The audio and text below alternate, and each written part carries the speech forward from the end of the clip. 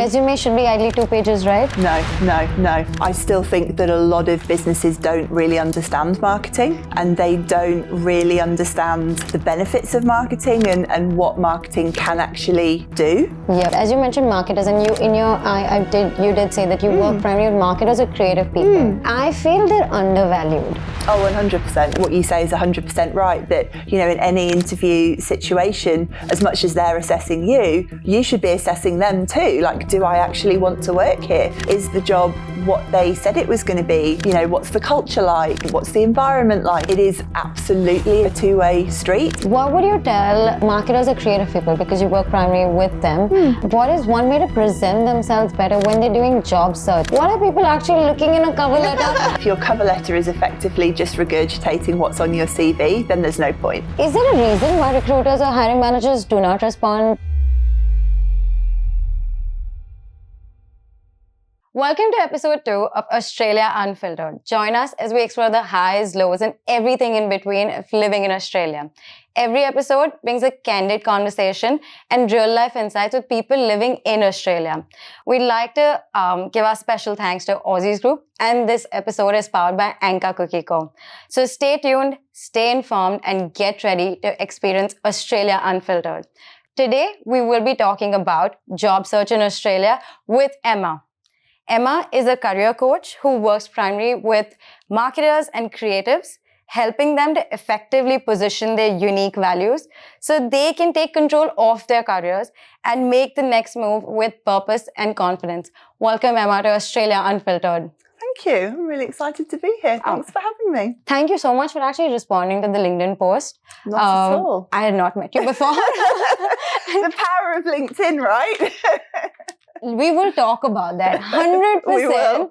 LinkedIn is very powerful, but I think over time, like right now, I'd say 5 years ago when I used to use LinkedIn and now when I use LinkedIn, there's so much of a difference, the kind of post people do. Yeah, do you think that, do you see that? Absolutely. Much more personalised. I think it's still a professional networking site, but it has definitely got that more sort of personal side to it. I think the things that people talk about and the things that people post, you see it's much more got that sort of, I guess, genuine kind of human connection that it perhaps lacked in the beginning. I think maybe it was a little bit cold. I agree, but also what I've noticed is people have started using it too much personally. Like, people are like, oh, my biggest failure, oh my God, I failed today, or I lost $50,000, and you're like, shit, what happened? There's a balance. And then that's the promotion, and you're like, okay, guys, you're like, calm down. What is happening? Yeah. So it's a fine line, and I think, as you kind of, even yourself, as you spend a bit of time on there, you kind of figure out, I guess, where that line is for you. And I think it's nice to share kind of personal stories and stuff, but then, you're not going to write, something that you might write on Instagram or Facebook. Here's what I had for breakfast or something. People have started doing that. You know what? I take care of myself. Mental health isn't about, I get it. They go in another direction, but it's changing. I don't mind it, but some people are just overusing it. Yeah. Also, I've realized people started doing a lot of marketing strategies, for example. I actually don't want to call it out, so let's leave it, because I use the same strategy so many times, and I'm like, people are going to don't want to give away all your secrets. I'll tell you that later. But anyway, let's get back to the topic of job search. Yes. Do you think job search, at least for me, because I use LinkedIn to get my job, and job search has changed drastically in the past 5 years, is what I'd say. The landscape of it has changed. The way people hire has changed. COVID affected job search massively. And I was a COVID student. I graduated in 2020, December. It was such a bad market. The market is bad always. But that time it was, again, bad market. People weren't getting jobs for 6 months, 8 months after graduating. And I, for some reason, I don't know why, 1 year before graduating, I was like, I want a full-time job. I didn't realize that you don't get full-time jobs 1 year before graduating. Yeah. And people are like, yeah, we'll hire you, but when can you start? I'm like, January 2020. They're like, no, that doesn't work for us, but whatever. Anyway, do you think the landscape has changed, and how do you think it's changed? I do. I mean, yes, is the short answer. I think, I was thinking about this morning, actually, even probably, I don't know, call it maybe 10 years ago. Yep.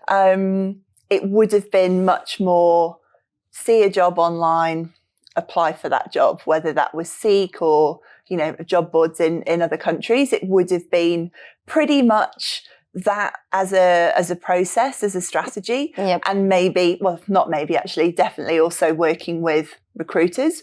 But they were probably the main two things that most people would do. And I think now the thing that's changed, and I think changed for the better, is that people can actually take a lot more of control of it for themselves. Like, I would still do those two things. Yep. I would still absolutely apply for things online. I'd have a couple of specialist recruiters that I work with. Those things are important. But I think there's so much that you can do as an individual to really help yourself. Yep. And a lot of that does come back to LinkedIn, certainly, but around kind of, personal branding and also networking.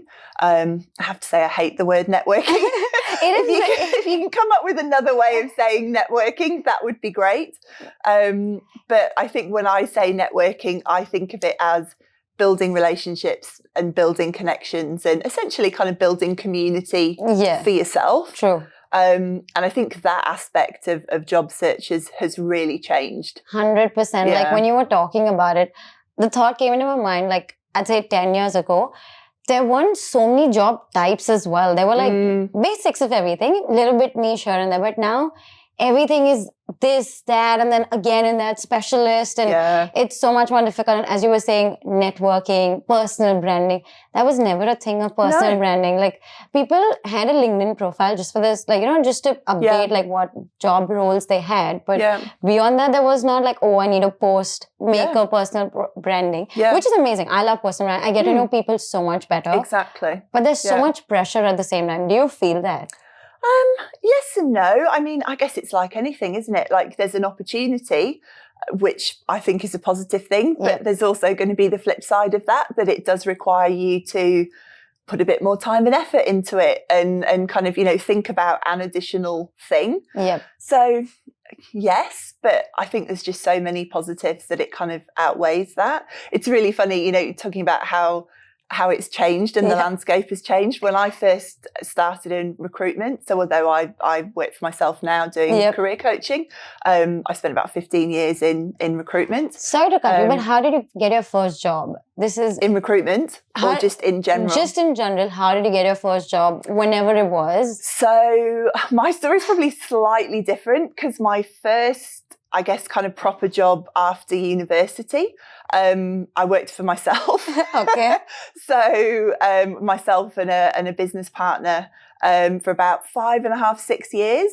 So it's probably a slightly different story because I guess I didn't go through those more traditional channels.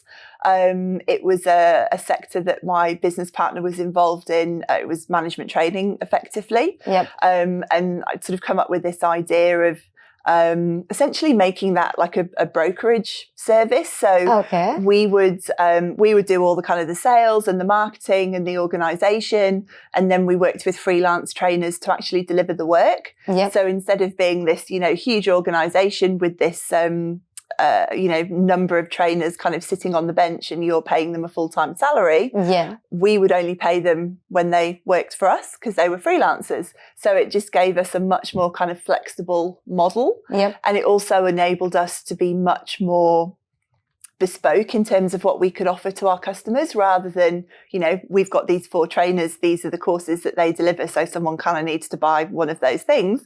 We would sort of start with, what are your issues? What are your problems? Like, what are you trying to solve for? You were getting people jobs, basically. More kind of.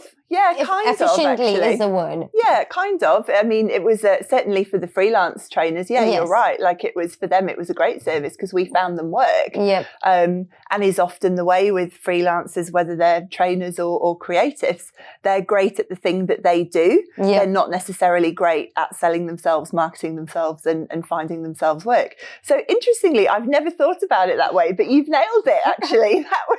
I guess that actually you was were in my recruitment first, way before you were in recruitment. Yeah, I'd never thought of it that way. You're right. So yeah, I guess it was a slightly different way that I sort of got my first role.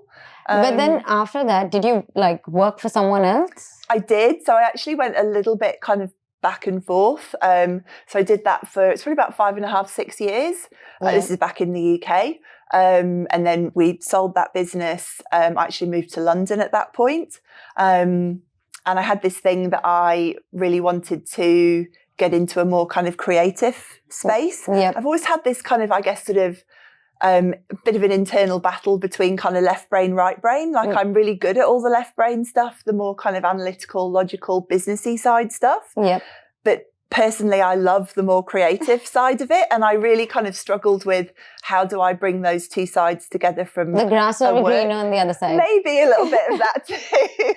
So I wanted to do something a bit more kind of creative. And so I moved to London and really wanted to work in fashion, but had no specific skills in terms of, I guess, the fashion side of it. So I, again, took my business skills and the sort of sales skills that I had and took on sort of sales management roles within luxury retail. Okay. So I worked for Selfridges and I worked for Harrods, running. How did you find those jobs? Because you said you didn't have experience. No. So then how did you find those jobs? So I guess I had management experience and I had sort of business experience. So the role at Selfridges, I actually knew someone who I guess essentially sort of put in a good word for me, or at least they invited me to come to an assessment centre. Yep.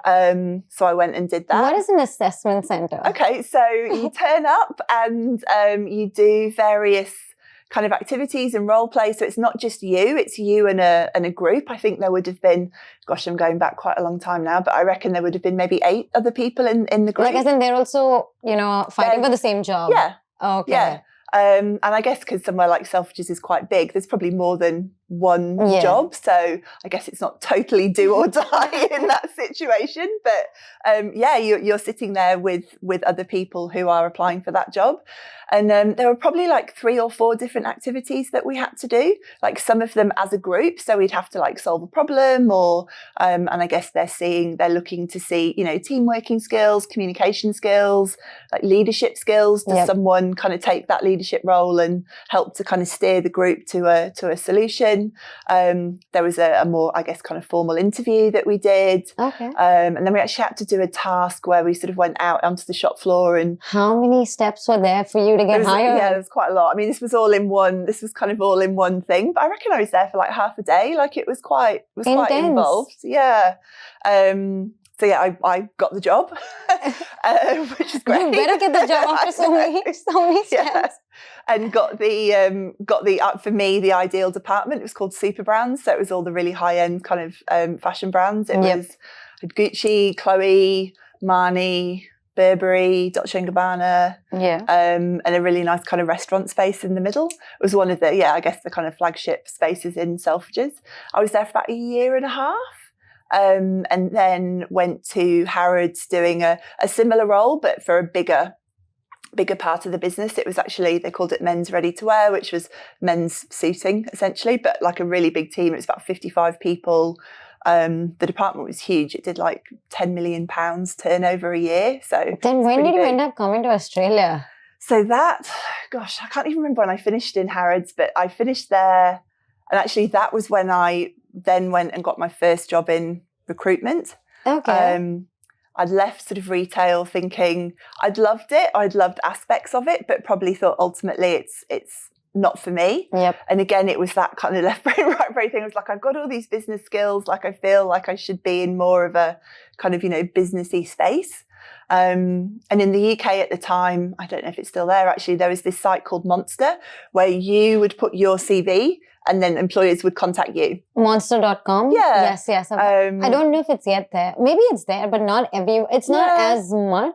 I don't know. It used I shouldn't say anything. Yeah, it used to be huge, but this is probably about almost 20 years ago now, 18 years ago. Put my CV on there and someone from a recruitment company contacted me and said, have you ever thought about going into recruitment? I hadn't. Didn't really know that much about it. But was open and sort of went along and had a conversation and met this Canadian lady called Nikki, who is still one of my very good friends to this day, who did my first interview and kind of told me what it was all about and sounded really interesting. that company operated in quite a niche space. They did business process improvement, like Lean and Six Sigma. So it's pretty niche, but they worked globally, kind of across all industries. The part that I was given. Before we go ahead, I have another question for you. Go. You're switching industries like so often. Is it easy to switch industries? Like you first did your own business, then you went in retail, and now recruitment. Because what I have seen, like my personal experience, when you switch industries, not industry, it's not an industry switch, but career switch. You have to start from scratch all over again. So either you compromise on pay or you compromise at other aspects. So did you also have to see that? Was it easy? What was the case? Yes and no. And I think that probably the major caveat that I would put around it was that I was in the UK. And I think it's much easier to do that in the UK than it is here. And that's something we can kind of talk about as yes, we should get to that. That's a real kind of soapbox topic for me, I have to say. But I do think the fact that I was in the UK probably made it easier. And also, like, maybe. Why do you say it's different? Why do you say it's more difficult in Australia? I think it boils down to an underlying risk aversion in the Australian market. What do you mean by that? So that they primarily want to hire people who have got, say there's a job and there's 10 things that they're looking for. They want to hire the person that's ideally got all of those 10 things from the same industry. Yes. So, and that in the UK would be quite different. They would probably look to hire someone who had maybe 6 and could come from a different industry. So there's a very different kind of, I guess, benchmark in terms of how flexible, how open employers will be. That's very interesting, what you said, because most of the times that I hear that in Australia, people don't hire for skills, people hire for personality. Like people hire based on are you a cultural match, is there personality, skills can be taught. That's what I have heard, and I've seen so many people as well being hired based on personality, even though they don't have all the skills, but their personality or the way they were a cultural match. Is that true, or is what you said like all the 10 skills? What is the thing? I think both of those things are true. I think probably one is more prevalent than the other. So I think the wanting someone that kind of ticks every box is probably more prevalent. And I think it comes up here a lot in terms of industry specifically, when people are trying to move from one industry to another. So, they're still marketers, but perhaps they've worked in retail and they want to go to financial services or something. And sometimes that transition can be quite difficult for them. It is. But it's interesting because I agree with what you said there, that I think skills can be taught, and behaviours and attitudes particularly, you can't really change them, and certainly cultural fit and all of that kind of thing, values fit, all of that kind of stuff makes a huge difference in terms of how successful someone's going to be in a role. But it's a lot harder to assess, and I think that's often why people will just come back to kind of skills and experience, because it's far easier to assess. They can see it on your CV. They can see it in your work history. They can ask you about those things much more simply, whereas it's, I think, much harder to kind of get a real gauge on, what someone's attitude going to be, like how open to change are they, all of that kind of stuff. It's much, much harder.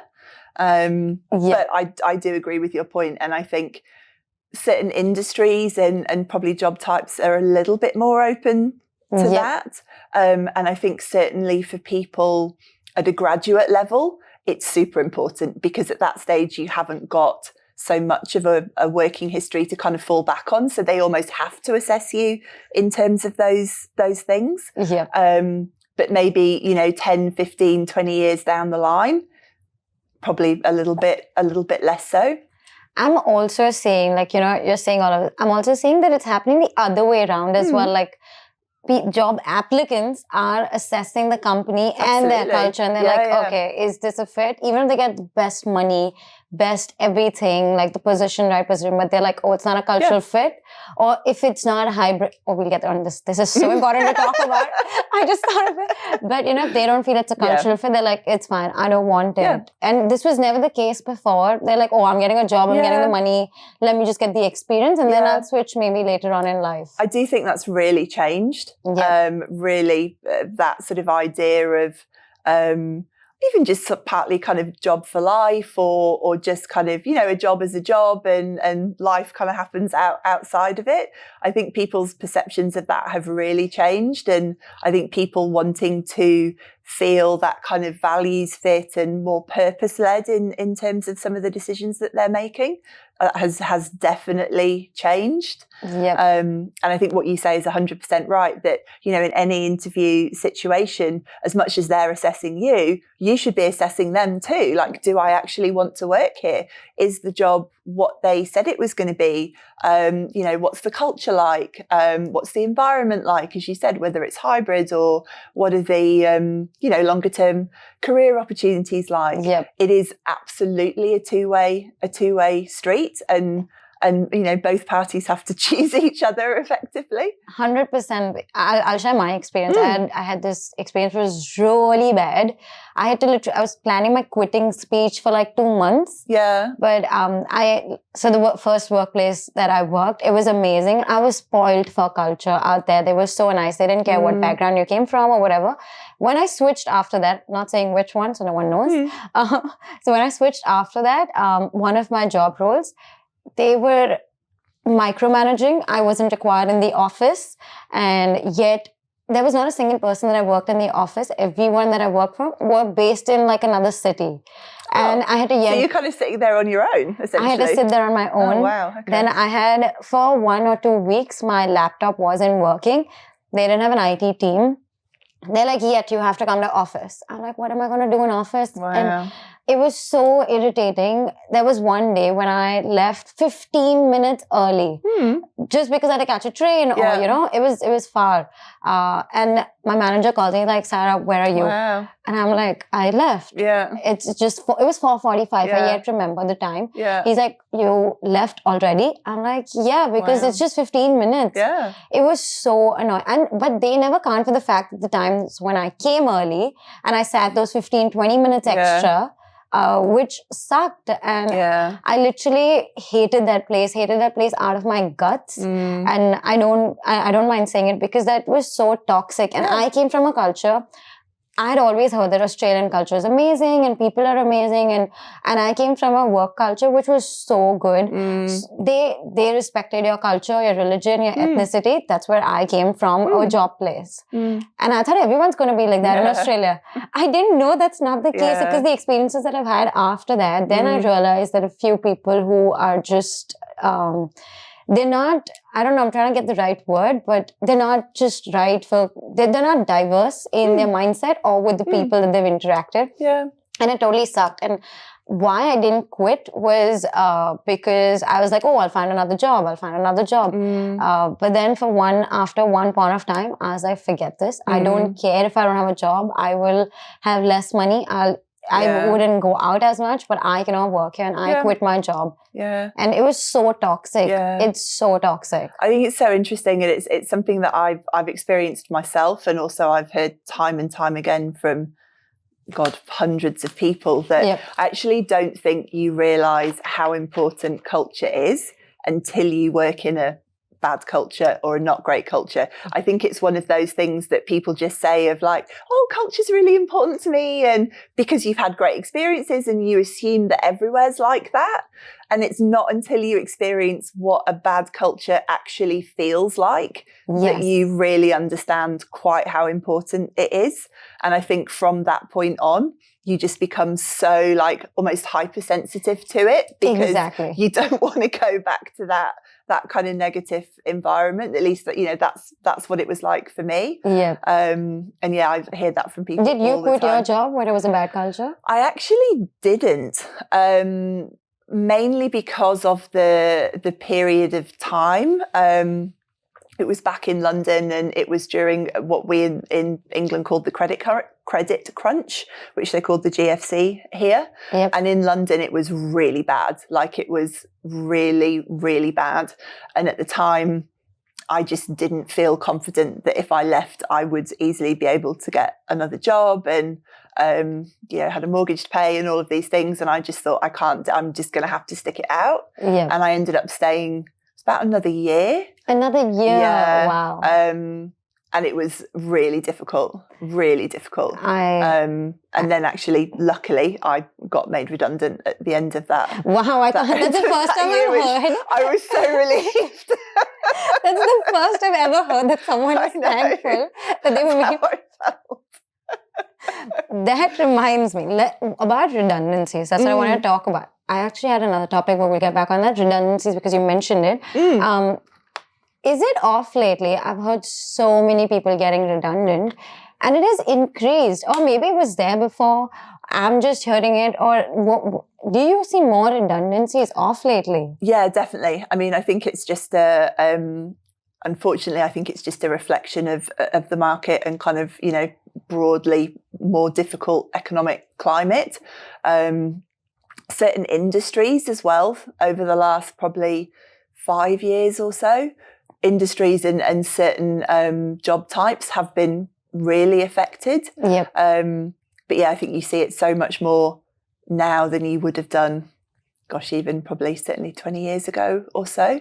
But I suppose the flip side of that is that there was a point in time where I think redundancy was looked at as kind of a bit of a negative thing, and there would maybe be kind of question marks of, well, is that person good at their job? Or the only positive, I think, of the fact that there is more redundancy around now is that I think that kind of thought process is well and truly gone. I don't think anyone views it that way anymore. I agree. But what I've noticed, because I was one of the few people who announced on their LinkedIn that, hey, I've been made redundant. It was really hard like when I got made redundant. Yeah. But I did it after a week that I got made redundant. Yeah. I was so embarrassed. I had full self-doubt. I was like, oh my God, what is happening?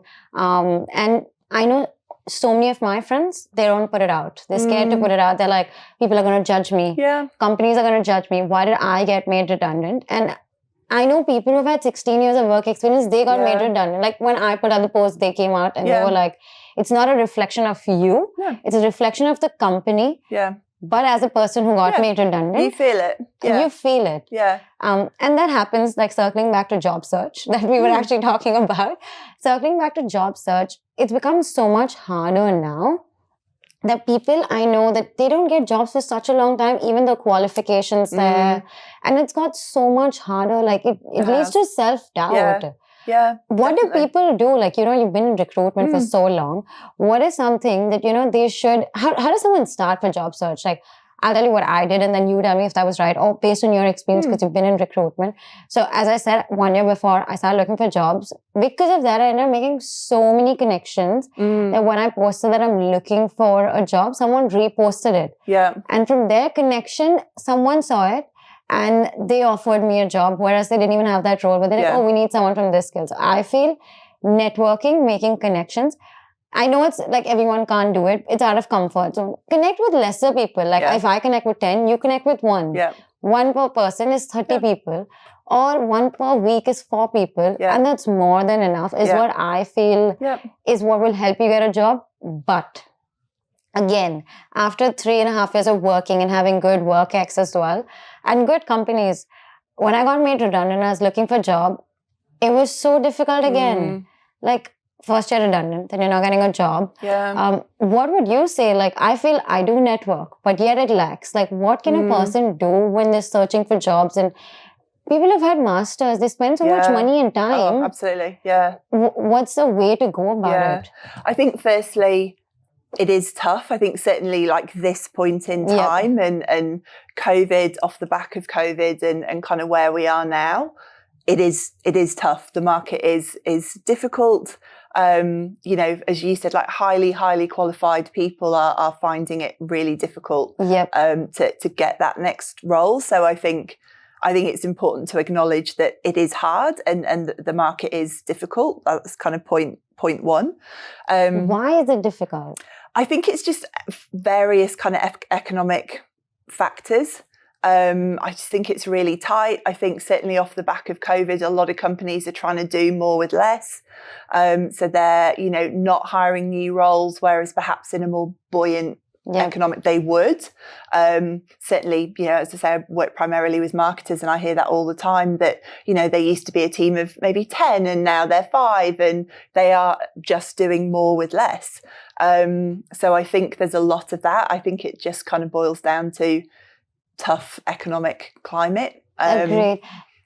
Sorry to cut you, I know you're mentioning something else, but as you mentioned marketers, and you did say that you work primarily with marketers or creative people. I feel they're undervalued. Oh, 100%. They're undervalued crazy because they feel they can be replaced. It is a skill. Obviously, tomorrow if you want to become a marketer, you can. But my level of marketing will take time. I'm not saying I'm not irreplaceable, but it is going to take time. It's not like someone who's an engineer can come today, can start it. I'm not saying he can't, but it's the knowledge that the marketers have, the experience matters, right? I still think there's, this is very broadly speaking, I'm talking in generalizations, but I still think that a lot of businesses don't really understand marketing, and they don't really understand the benefits of marketing and what marketing can actually do. Yep. I think some of that probably falls at the feet of marketers themselves. I think sometimes they can struggle to position their expertise in the right way. I think they can sometimes struggle to speak the language of the business, which is more about, commercial outcomes and, profit and loss and results and deliverables. And I think certainly some of the more creative marketers can struggle to use that language. So I think some of the value of marketing can get lost. But then I just think there's a lot of businesses that don't really understand what marketing can actually do and what it can deliver. And as a result, I think marketing often isn't involved in those kind of high level commercial strategic conversations. They get 100%. Brought in kind of halfway through of, oh, we've decided this, so marketing, can you just go and execute this? I know that. Whereas if marketing was involved in that conversation from day one, they would be perhaps more focused on, okay, do we really understand the customer here? Do we understand the customer journey? Have we got data and insights as to what's actually going on? Are we positioning our product correctly? All of these other things, rather than, we've decided this, please go and deliver a campaign. And they expect results after that. And it's not data driven. And they're like, we're giving you the money and the budget, so you should do it. And you're like, yes, but... And personally, I took marketing because I was like, it's creative. I will get to think of beautiful ideas. But after working for companies, I've realized if you think inside the box, creativity, but inside the box, which is very limited, which needs to get approved by another person. And I'm like, as you mentioned, if it was included beforehand, there's so much more a marketer can contribute. So I think there is often a bit of a disconnect there. And a lot of those kind of conversations just kind of immediately go to tactics. Like, I don't know, someone saw something, we should be on TikTok because I saw this thing. Yes. And, the general manager thinks we should be on TikTok. Well, are our customers on TikTok? Exactly. What's the goal of this campaign? So I think there is still a bit of a lack of understanding. As I say, I think sometimes marketers don't necessarily help themselves with that. But I think that's they're not trained to help themselves like that, because if someone asked me, and I do organic marketing and I do different kinds of marketing, my brain wouldn't go like, I'm so involved in the creative spirit of it rather than the metric spirit. I get it. Metric is what everything matters, but my creative spirit comes out way more. Exactly. And I think that's sometimes where it just gets a bit lost in translation, because you've got someone coming from a creative perspective talking in a more kind of creative style language versus a business that's talking in business language, and they're just kind of missing each other often. What would you tell marketers or creative people, because you work primarily with them, what is one way to present themselves better when they're doing job search? Because they get paid lesser. And what can they do to showcase their value? I think that's a really good point, and a lot of what I work with people on is understanding, firstly, what their value actually is. You know, what's the unique value that I specifically bring to the table, and then how do I communicate that, and how do I communicate that in a way that, using that kind of business language analogy again, and I think that's the bit that often gets missed. And I think I completely understand why. You know, when you're job searching, you're very focused on yourself. You know, I need a job, I'm looking for a job. But actually, you're competing against a lot of other people. So you actually need to not just think about yourself, you need to think about, well, how do I compare to the other 200 people that are going to apply for this job? How do I make myself stand out from the other 200 people that are going to apply for this job? So I think thinking about, say, that kind of essentially like, what's your USP? Like, what's your value proposition? And I think a lot of, not just marketers, I think a lot of people, when they're looking for a role, they immediately go to experience and they just talk about their experience, which is obviously important. It's relevant. I'm not saying it's not. But if you think of it from a features and benefits perspective, you're just talking about the features. You're not also talking about the benefits. So if you think about benefits to the company. Yeah. Okay. So if you think of it from a marketing perspective, when you market a product, you're marketing the benefits rather than the features. But then when it's you and you're the product, a lot of people default to the opposite. They talk about the features and not the benefits of those features, if that makes sense. That's a great advice, and I absolutely love that. But again, a lot of people do say you need to put out benefits. What if I put you in a situation where you're applying for a job to a company, let's say Humans of Australia? What would one line of benefit be, like, so people know what actually benefit means to a company? Like any company, if not Humans of Australia, any company, if you're applying to, what is one line of benefit that you would put in if you were a marketer or you were any other person? So you want to think about, going back to that point of being able to talk about kind of business outcomes. And so you want to try and think of it in terms of, what impact have I had in my previous role? What results have I impacted? What results have I delivered? Are there other things that I can kind of point to and say, look, I delivered that? So as a marketer, if I'm talking about the value that I've brought to a particular organisation, I'm using the evidence of what I've done in my previous roles as to say, well, when I was in this role, these are the things that I delivered. These are the results I impacted. This is, the result on the business. So from a campaign perspective, it might be, you might be able to point to click-through, and you might be able to say, oh, I increased click-through by whatever percent, or, we were sending weekly EDMs and we would get this level of engagement. We're now getting this level of engagement. So you're, again, pointing to kind of tangible results. Obviously, it gets much harder if you work primarily in brand and you're dealing with much more intangibles. Yes. It's much harder. I understand, appreciate that. But again, it's trying to think of ways, what can you kind of point to? I don't know, is it something around, maybe there was a brand engagement survey that went out during that time. Can you speak to that? Can you say, we did X, Y, and Z, and during that time, brand engagement increased from X to Y. So it's trying to kind of think of ways to position and say, always kind of business outcomes and how you can show that you've impacted those things. And this is for marketers. Would you have any advice for people like IT or architecture or things like other fields which are not, I'm not saying they're not creative, it does require, but it's more technical. I don't have specific experience in those fields, but I think that actually the same principles apply. You need to think about not just your experience, but how that experience is comparing to other people. So what's unique about my experience? How can I differentiate myself from other people that are going to be applying for that same job? And, if for something like maybe IT developers, maybe you can speak to, I don't know, the time it's taken you to work on particular projects. Maybe you can talk about project turnarounds. Maybe you can talk about, how quickly you're able to solve problems.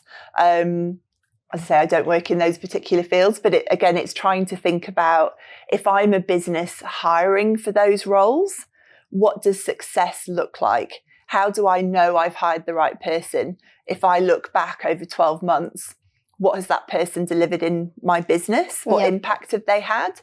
And try to think about what those things would be. And then see if you can kind of answer those things in advance, as it were. So if I know they're looking for those things, I've actually done that in my previous role, and I can show that I can essentially do that again because these are the results that I delivered in my previous role. Are you talking these things should be in the resume or the cover letter?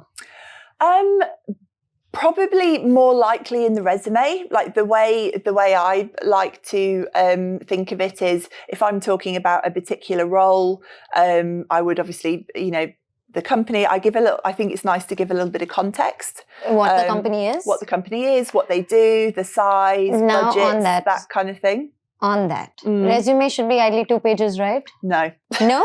Okay, I was wrong then. Everyone thinks that. And it's one of those pieces of advice that just gets hammered. Like, your CV cannot be more than 2 pages long. I don't agree. And I think particularly as you become more experienced, if you're someone who's got 15, 20 years of experience, there's no way you can communicate all of that in 2 pages. I think certainly up to 4 or 5 is absolutely fine. As a recruiter, do you read it? I would, yeah. For a particular, like if I'm recruiting when I was recruiting for a particular role, certainly in the first instance, I would probably scan to get a sense of whether this person looks like they're the right sort of fit or not. If I think they are, then I would read the detail. I might not go all the way back, if they've got 15, I might not go all the way back to the beginning. But certainly the most recent role, and probably the role before, I would read that in quite a lot of detail, and I would be looking for those results. So on each role, I would, as I said, kind of have the business, a little bit of context around that business, particularly, and this is really relevant for people that have got overseas experience. If it's a brand that wouldn't be known in the local market, give context to what that brand is. Don't assume that, if someone doesn't know, they'll just go and Google it. They probably won't. They'll just, not take the time to do that. Then why do people say that needs to be 2 pages? I don't know where it's come from. I don't know. I think some of it's probably slightly more Americanized, that they just like these they literally want to know where you worked and what your role was there. But to me, there's no value in that. How do I know what you, like I said, results, deliverables? Like, how do I know whether you did good work in that role? Because there's nothing there to tell me if you did or not. So I actually don't know where that came from, but it probably is, if you think about, I guess, kind of the biggest myths, that is probably the one that everyone said, but I've been told it can't be over 2 pages. And sometimes, I've read CVs where the font is so small because someone's tried to cram it into 2 pages that you actually can't read it. That reminds me of one of my CVs where I try to edit and not leave any space on the side. It's getting smaller. It really doesn't matter. That what matters to me, and in my experience, is the content of what's in there. And as I say, that kind of, if you, for each role, I would start with maybe half of it, maybe even a third of it is kind of your responsibilities. So what you actually did. And then the second half or the second 2/3 is about results, deliverables, achievements. And I would do that for each role. You know what you're saying? This is giving me so much stress because I have tried to cram my resume to 2 pages so badly. Yeah, don't worry Removed my experiences. I'm like, no shit. I don't know why. They're like, recruiters won't read it. AI won't do it. All these systems. I don't know where it has come from, but that advice is definitely out there. But I would say ignore it. It's not actually important. Would most hiring managers also believe these things? Because I don't know why I'm so scared. That's why I'm asking you. I know I believe you and I know you think the right thing. But as a person who's worked in the job, and you assume no one's going to look if it's more than everyone says, you want to stand out. It needs to be 2 pages, crisp and sharp. No one's going to read it beyond 2 pages, and this and that. They're like, do you think people have time? They get hundreds of applications. Do you think people have time to go through more than 2 pages? And I'm like, yeah, obviously not. Like, I'm like intimidated at that point of time. Like, I get the arguments, and again, you know, is everyone going to read every word on your CV for every role that you go for? Probably not. But certainly at the point at which you're, you know, maybe there's an initial phone call, or you're going in to meet them, you're going in to interview them. At that point, someone is definitely going to read more detail. And again, as I say, you know, if someone's got 20 years career history, they're maybe not going all the way to the beginning, but they're going to read the detail of your current role, the one before, and probably the one before that. So I get it, because it, as I say, it is so prevalent that everyone says it's got to be 2, it's got to be 2. But it's really, in the list of things to be worried about and things that are important, it, to me, is right at the bottom.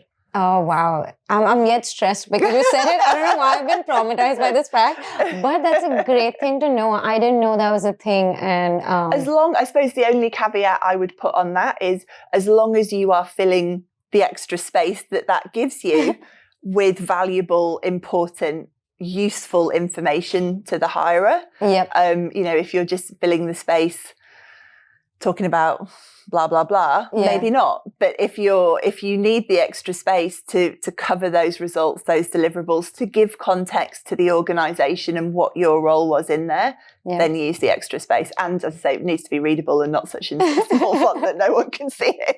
No, I don't blame them. I'm sorry. I totally, like, I understand why it happens, and it's funny because I've seen it so many times. Like, I'll literally open someone's CV, and within like 2 seconds, I know what they've done. I'm like, this is going to be 2 pages because I can see this tiny little font, and they've tried to. That's why you got glasses. It all in. Yeah, I know. That's your reason for getting glasses. And that's why they've, you know, you can see it. They've tried to cram everything in, but they'd have just gone to the 3rd page. It'd be so much easier to read. You want it to be easy to read and easy to understand for the person. And sometimes trying to cram it in has the opposite effect.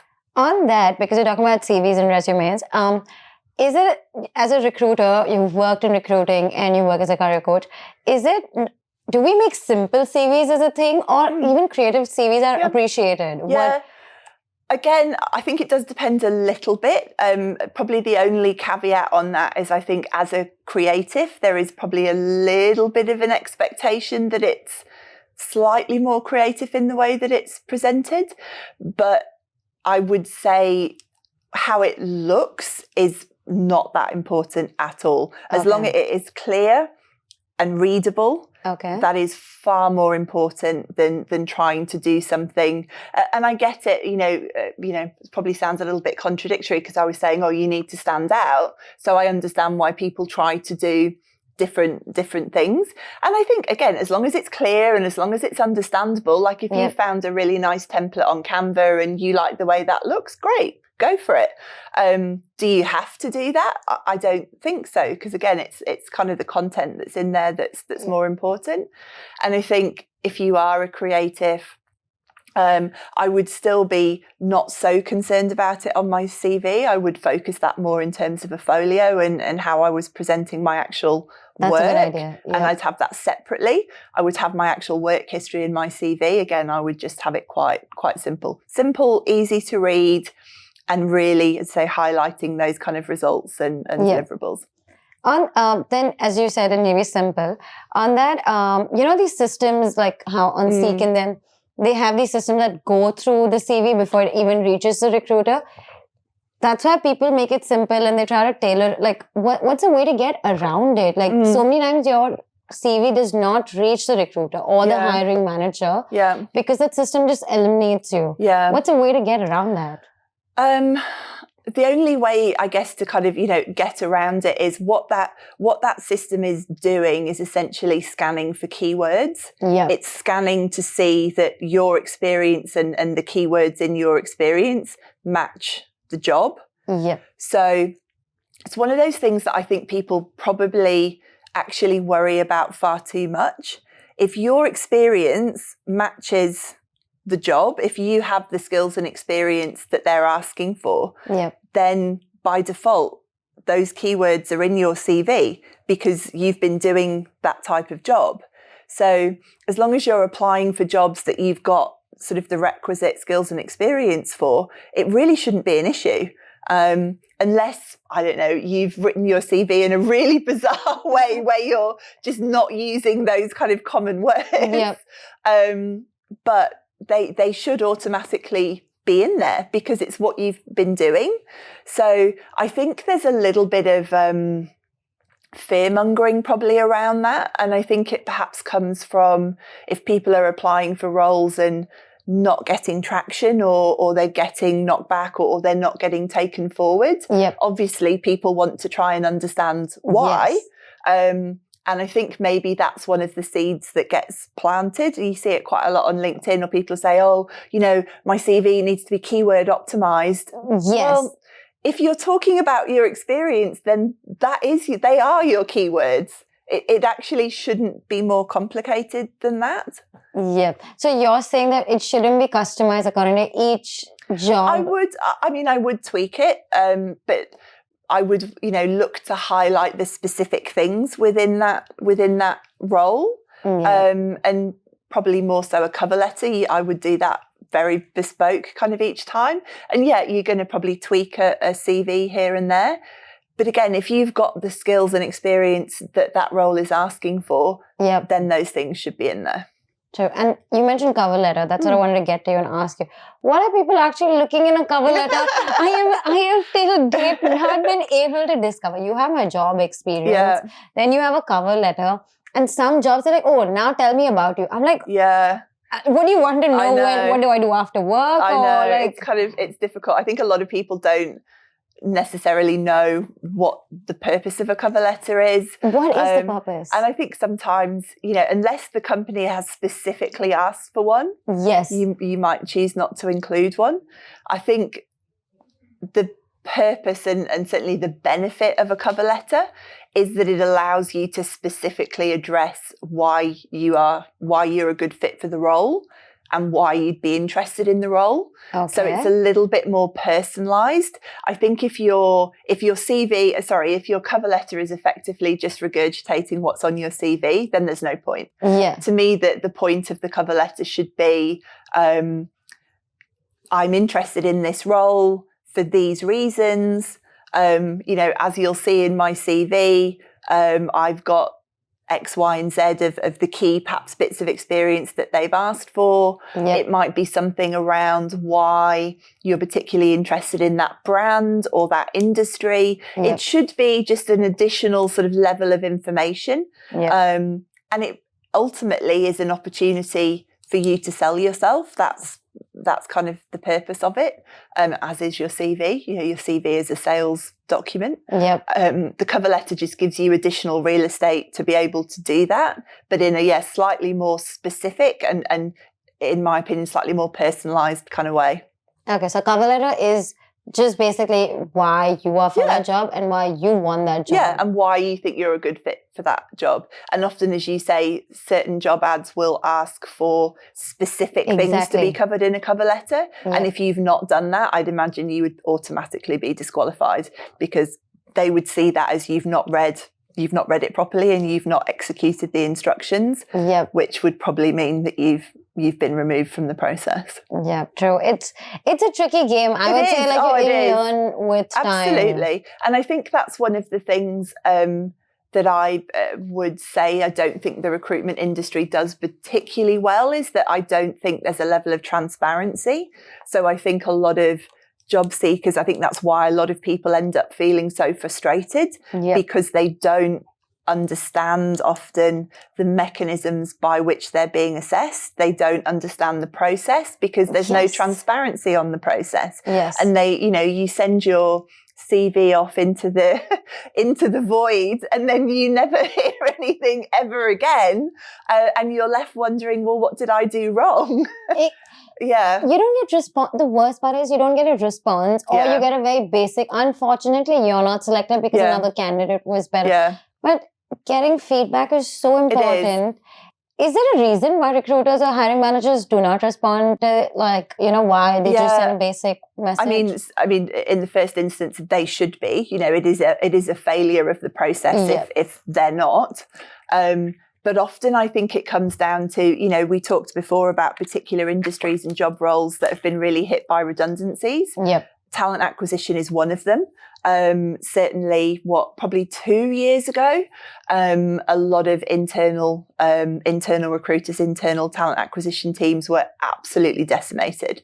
A lot of people got made redundant. So part of the reason that you're sometimes not getting a response is because that person is just absolutely snowed under, and they're trying desperately to kind of keep their head above water and do everything that they can from their side, which isn't an excuse, but it's, I think, just, you know, understanding, as I said, transparency of what's going on the other side. The system and the process should do a lot of that for them. Yep. But again, if that's not been set up correctly, and I totally agree with your point in terms of feedback. And I think depending on kind of where you are in the process, absolutely, you should be getting, certainly at the kind of mid and end points, you should be getting specific, detailed feedback, ideally delivered over the phone. But perhaps in the very first instance, you know, if they've had 500 people apply for that role, they just can't do it. So you probably are going to get a slightly generic, unfortunately, a slightly generic response that just says, you know, someone else was a better fit and you've not been successful. Just a thought in my head that popped up. What if there's a system where they can select, they have like 4 or 5 basic qualities that, you know, on those bases, like supposing one person maybe not right skills, the other person cultural fit, or the other person 10 other things, like maybe the software you don't know. Yeah. That would be so much easier to know. Like if they know, okay, this software is why I didn't get hired, I'll learn it. Yeah, exactly. Yeah, I totally agree. And I think often it's purely just that they just do not have the capacity to be able to do that sometimes. Yeah, true. Which, you know, say it's unfortunately just they just send a bulk goes. message. They're like, oh, this is the bulk message going to people all who are not being hired. Yeah, true. It's tough. Like I say, it's really difficult. I think it would be, you know, in an ideal world, everyone would get that level of personalised feedback, even at the very start. Yep. But I think it's just often the logistics of that are just so, you know, if you think of a big company, I don't know, like an ANZ or something, how many hundreds of roles do they have open at any one time? How many thousands of people are actually applying for things? It's unfortunately just the logistics and the numbers of it often. But again, like a big company, like one of the big four, they have more hiring managers. I agree. Have more processes. Yeah. They are a tech company. Yeah. They are an IT company. Make a software. I know. It's far from a perfect model. And I think that is part of the challenge, and it's certainly for job seekers. I think that lack of transparency and that lack of understanding causes a lot of anxiety as well, because as you said, then you start kind of questioning yourself and what am I doing wrong, and it's far from a perfect system, but I think that's often why it happens. Yeah, and people then end up settling for less. They're like, at least I have a job, let me just get a job. Exactly. I'm just this way. Yeah. That just, you know, like coming to another topic, is there a difference like when it comes to hiring immigrants? Be it from anywhere in the world. Like I have spoken, because of Humans of Australia, to so many immigrants. There was someone from, I think Europe, but the first language wasn't English. Maybe Spanish, Italian, I can't remember. Someone from South America and someone from Asia. They've had a lot of experience in their life, and they've come to Australia on a skilled visa. Like they're not students.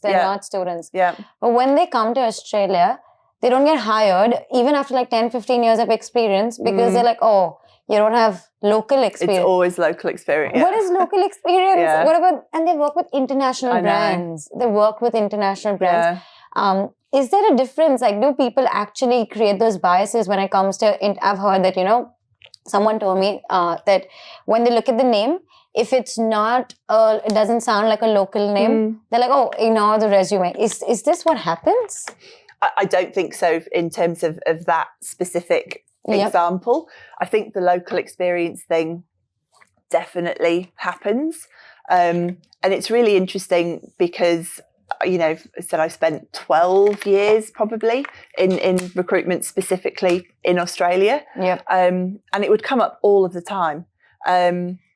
Whereas, you know, I would see a CV from someone, you know, perhaps they've come from London, and I'd look at their CV and I'd see the brands they'd been working with, and I'd be like, this is an amazing candidate. Like, anyone would, you know, fall over themselves to hire this person. Exactly. And then would really, really struggle to get them. And it always comes back to that local experience.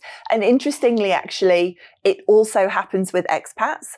So, happened to my husband actually when we came back, but even someone who'd started their career in Australia and then has perhaps been away for 10 years, when they come back, they get the same thing as well. So it's not even about the person, you know, being from another country necessarily. It literally is this thing about local experience. I think there's a few things going on. It goes back, I think, partly to my point before about risk aversion. Yeah. And, you know, is that person, you know, are they going to go back home? Are they, you know, going to be happy in this organisation if they've come from this huge, big company? I think there's some of those things going on. I think sometimes it's a lack of understanding. Yeah. Because I think I mentioned before about context. And I think as the person coming from overseas or coming with that type of experience, I think the context is really important. So if someone looks at your CV and doesn't know the brand, they're not necessarily going to take the time to Google the brand and understand if they've got another 100 applicants that have got the experience that they're looking for in a competitive market. So I think sometimes the person can certainly help themselves by giving some of that context and making it easier for the reader to understand. But I think it's crazy. Like, I've never understood it. The other thing that I think, again, it's perhaps just down to not having that shared experience. If the hiring manager themselves has never moved to another country, has never lived anywhere else, has spent their entire career in Australia, yep. They might look at that CV and go, oh, I don't really understand, you know, I don't know the brands. Oh, there's 50 people over here that have got experience that I understand. I'll just look at that. And I think that's another thing that someone in that position can definitely do to help themselves. You mentioned it before, and with your role, networking, but not just networking with people that have a shared experience. So what is networking? Like, what do you mean by networking? So in that instance, I would do exactly what you did. I would utilize a tool like LinkedIn, and I would do it as relatively far in advance. You know, if I wasn't yet in Australia, if I knew, say, back when I was in the UK and I was like, right, I'm moving to Australia in 3 months. Yep. I wouldn't at that point start applying for jobs, because it's probably a waste of time. I was just stupid. I don't know why I did that. Yeah, people just won't. But what I would start doing is I would start to build a local network. Yep. So I would reach out to people, and obviously LinkedIn is great for this, but I would look specifically for people that have a shared experience. So I would look for people, so in my instance, it would be obviously looking, say, for marketers. I'd be looking for people who either are also from the UK and have moved to Australia, so they have that shared experience, yep. or are from other places around the world and have moved to Australia. So I'd really be prioritising, as I say, people with that shared experience, because yep. I think there's a couple of things. They'll understand your experience yep. more because they've got similar experience. And also from my own personal perspective, I think they're far more likely to help you because they understand exactly what you're going through. And they probably had that same experience too, of being told, oh, you haven't got local experience. And they probably had that same frustration. Yep. So not only do they understand your skills and experience, but they also understand the frustrations of kind of what you're going through. Yeah. So that's what I would do. Is there another way of networking as well? Okay, this is one. Yeah. What if a person is networking, yeah. is applying for jobs? Yeah. What else can they do? Yeah, I think events are always a good one. If you can do kind of in-person events, meetups, any of that kind of in-person stuff. I think sometimes, and I think it's one of the reasons I don't necessarily like the word networking, because I think it feels feels a little bit scary. And I think certainly if you're someone who's a bit more introverted, the idea of walking into a room full of strangers is just not something that you want to do.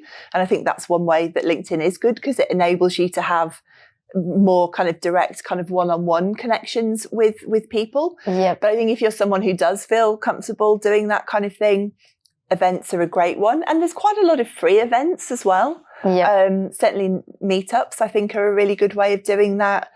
We mentioned it before, but starting to connect with specialist recruiters in your space. You know, I'd maybe look to connect with 3 to 5 specialist recruiters, and ideally, you know, talk to them on the phone if you can go and get a coffee with them. And also, I guess, expanding on that sort of LinkedIn networking point, if you found kind of specific people that do have some of that shared experience, I would say, can I buy you a coffee? And, you know, do you have any advice for me? Can I buy you a coffee? I'd love to understand what your experience was and kind of how you got your first role here. And I would do that, and I would try to kind of have some of those in-person conversations. And if I was doing that, I would also be asking those people essentially for referrals.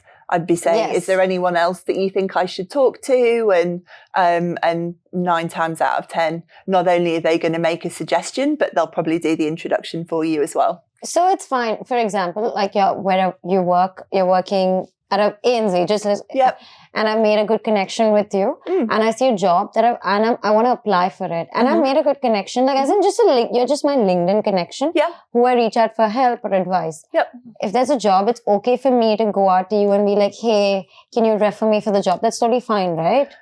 Or no? Yes and no. I think it depends on a couple of things. I think it depends how well you know that person. Like, have you actually met them? I think if you've just perhaps had a couple of email correspondence, maybe not. I think if they've met you and got a good sense of you and your experience, because essentially you're asking them to vouch for you. So I think it would depend probably on how well you know them. But if you know them well and you've met them and you've had a really, you know, decent conversation about your level of experience, and then yes, absolutely do that. And also, particularly if it's a really large organisation, are they actually in the right part of the business to be able to do that? You know, they may or may not be. But yeah, I think it's absolutely fair enough to ask someone. And as I always say with things like this, what's the worst that can happen? Yeah, true. They're either just not going to respond, or they say no. Yeah, true. It's not the end of the world. Yes, true. I also want to add that, you know, on the added layer that you said, there's networking and then the resumes and keep applying and, you know, external networking.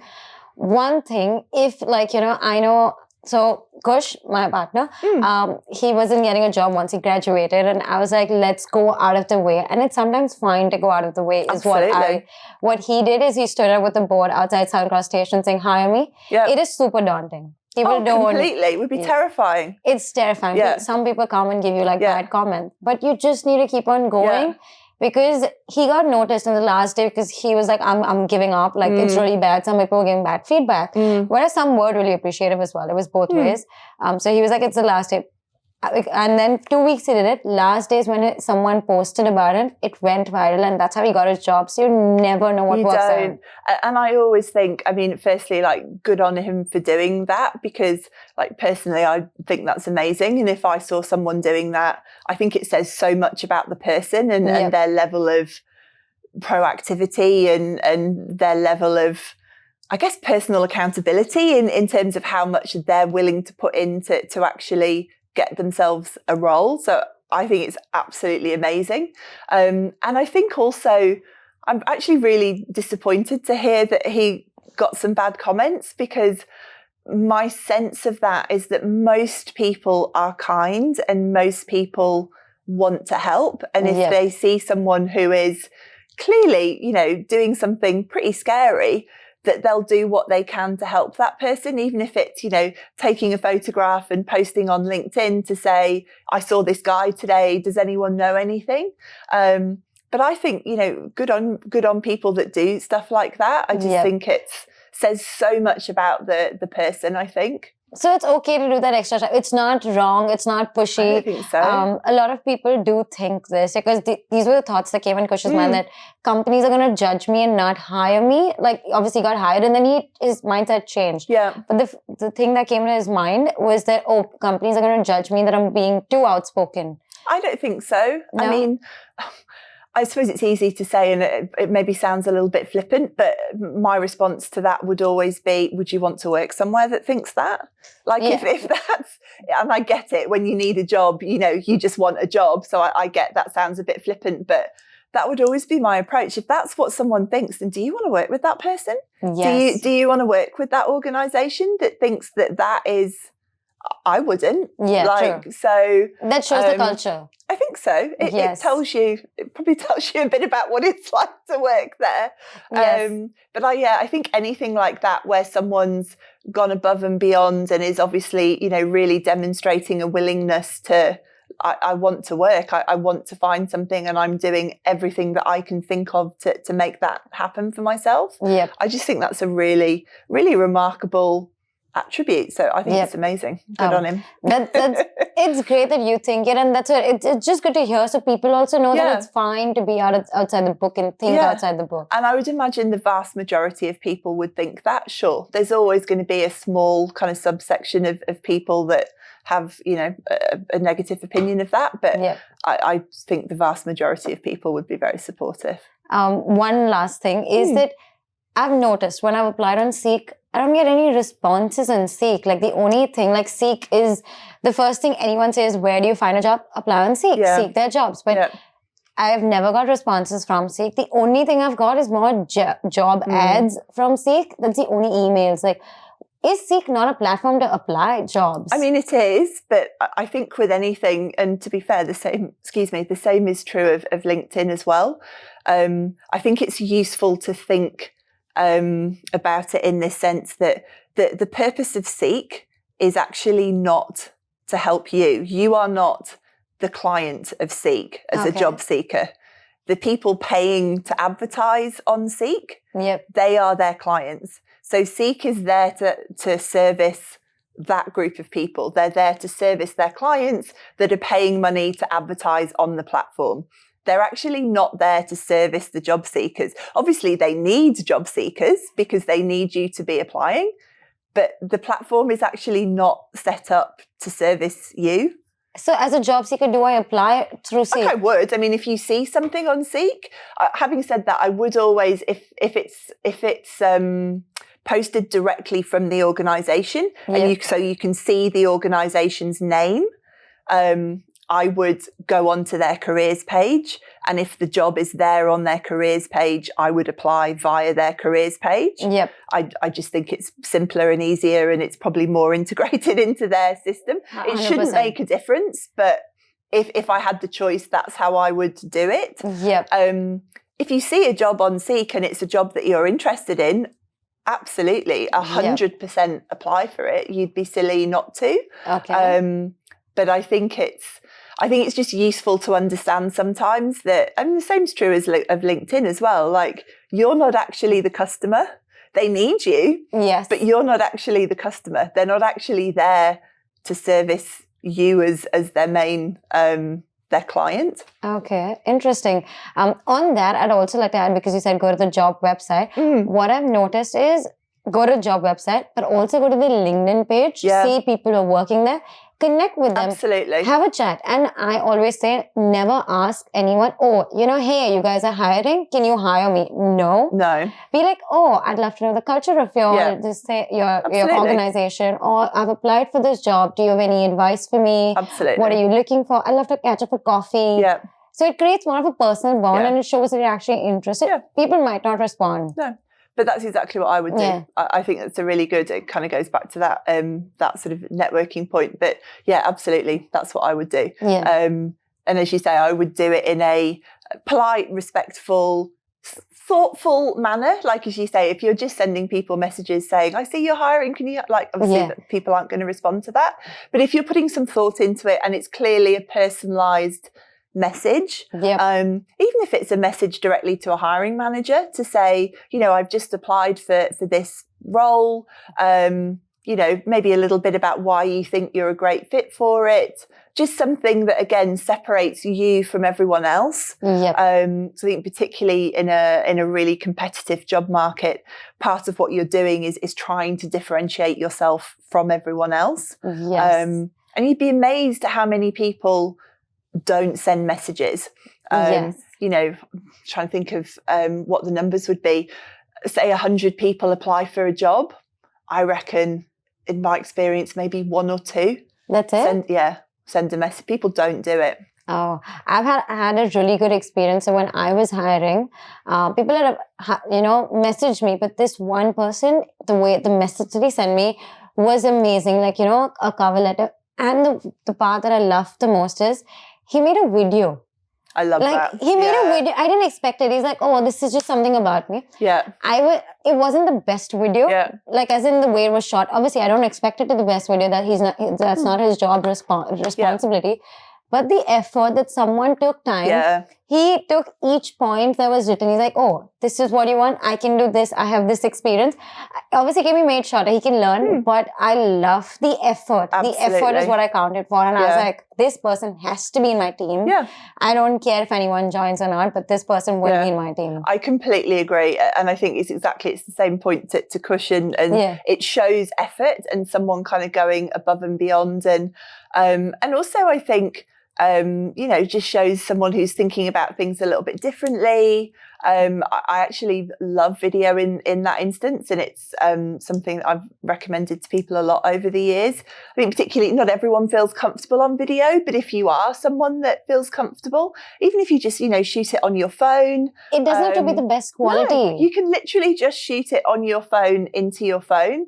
There's apps like Loom or something like that, and it just shows. Obviously, it's far more personalised.